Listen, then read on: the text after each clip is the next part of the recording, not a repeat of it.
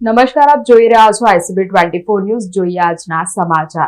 વાઘોડિયાના કાગડીપુરા ગામે દેવ નદીના કિનારે મગરના હુમલાની હૃદયદ્રાવક ઘટના સામે આવી છે. નદીમાં હાથપગ ધોવા ગયેલા મિથુનભાઈ વસાવા નામના 17 વર્ષીય કિશોરને મગરે ઝડપી પાડી પાણીમાં ખેંચી ગયો હતો.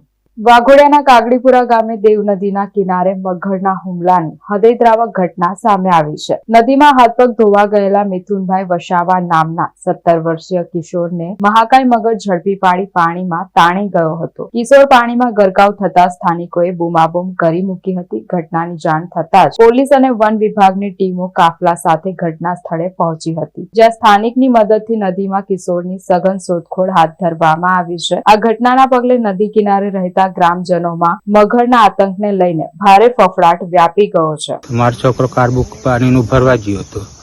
આ પછી ના વાપર્યો તો કે જોન પાત પગ ધોતો હશે, એવી રીતના મગર અચાનક આવ્યો અને એ સીધો કેરમાં જ પકડ્યો.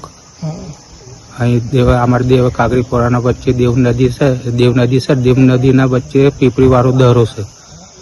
એ ત્યાં આગળથી જ મારા છોકરાને પકડ્યો. એટલે બાજુ એને જોડે આવ્યો હતો તે છોકરાએ મારા પર ફોન કર્યો એના મિથુનના મોબાઈલ પરથી કે મહેશભાઈ આવું થયું છે કે મેં મારી વાતમાં માન્યતામાં ના લાવ્યો.